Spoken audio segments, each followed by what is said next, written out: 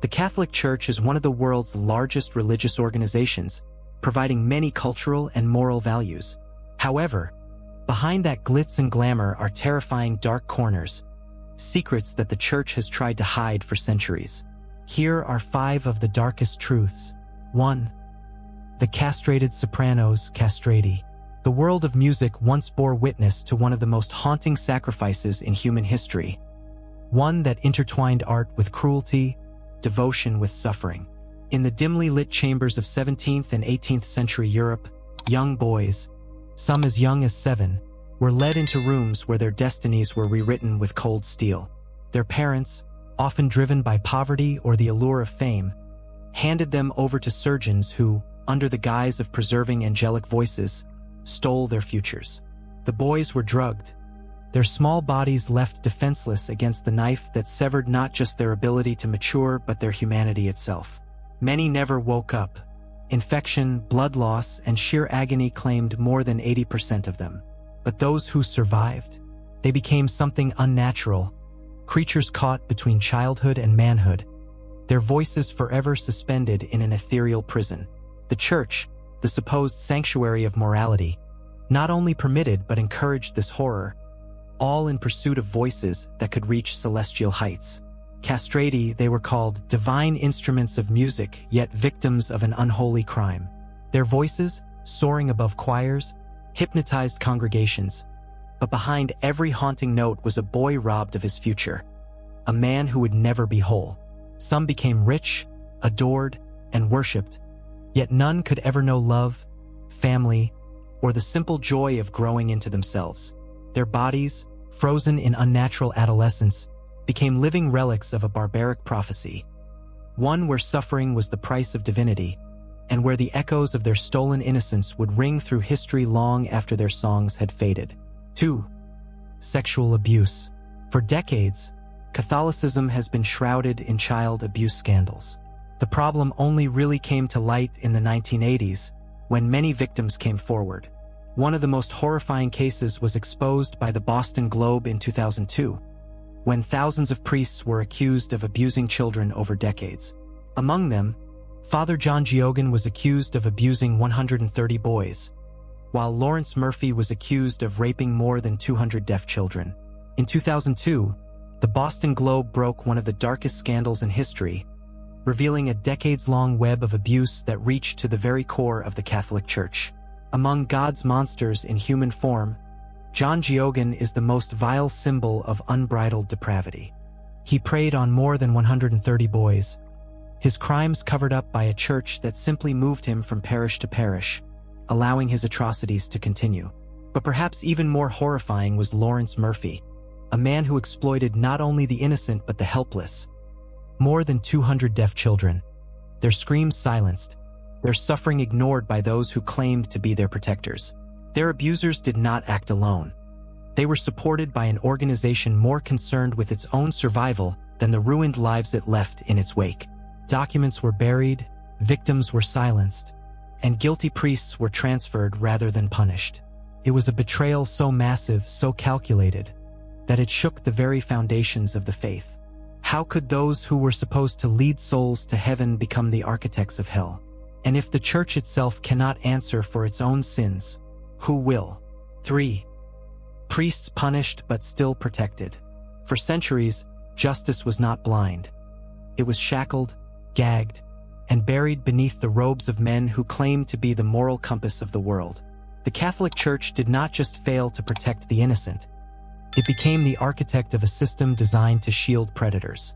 Priests who violated children were not punished but relocated, their sins washed away not by repentance but by bureaucracy. Victims, left shattered, were told to forgive, to forget, or worse, to remain silent. And for those who dared to speak, the response was not justice, but suppression. Few of these so-called men of God ever faced the judgment they deserved.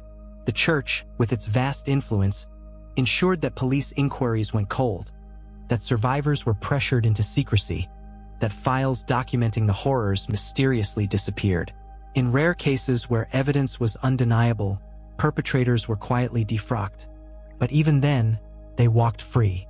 No prison bars, no public condemnation. Just a discreet removal, as though their crimes were merely a stain on their garments rather than the destruction of countless lives. Some of the worst offenders, men whose names should be synonymous with disgrace, were instead laid to rest with full honors, their crimes erased by eulogies drenched in hypocrisy, gravestones marked with crosses, their legacies protected, while beneath the surface, the souls of their victims remained trapped in the torment they inflicted. And so the question lingers like a curse. If the gates of heaven open for those who built their power on suffering, then where does justice truly reside? For children stolen in the name of cleansing. In the shadows of Francisco Franco's Spain, a silent atrocity unfolded, cloaked in the language of morality and faith. Under the guise of religious purification, thousands of newborns were stolen from their mothers, many of whom never even had the chance to hold their child. The crime was systemic, orchestrated with surgical precision by a network of doctors, priests, and nuns who played God, deciding which families were worthy and which were condemned to unimaginable loss. Mothers were told their babies had died at birth, their grief weaponized against them, while, in secret, their infants were handed to Catholic families deemed more ideologically fit. Birth certificates were falsified, records vanished, and for decades, countless parents searched for children who had been erased from their lives. What began as political retribution against families labeled as enemies of Franco's regime soon spiraled into a lucrative black market operation, spanning decades beyond his rule. Thousands of stolen children grew up never knowing their true origins, their identities rewritten by the very institution that preached salvation. Even after Franco's death, the truth remained buried, protected by silence, shame, and a system that refused to acknowledge its sins. Some of the perpetrators lived out their days in peace, while the stolen children, now adults, were left to sift through fragments of a past stolen from them before they even had a chance to live it. And in the end, what justice could ever be enough for those who had their entire existence rewritten? 5. The Vatican's hidden problems. For centuries, the Vatican has stood as an impenetrable fortress, shrouded in secrecy and adorned with the illusion of moral authority. Behind its grand walls, a different kind of doctrine was practiced, one of silence, suppression, and systemic cover-ups. Scandals did not disappear. They were buried. Victims were not heard. They were silenced. And perpetrators did not face justice. They were protected. It was not just a few rogue priests or isolated incidents. It was an entire mechanism of deceit, operating at the highest levels of the Church. The truth only began to surface when cracks formed in the Vatican's carefully constructed facade. Leaked documents exposed what the Church had desperately tried to conceal: evidence of abuse, financial corruption, and decades of orchestrated cover-ups.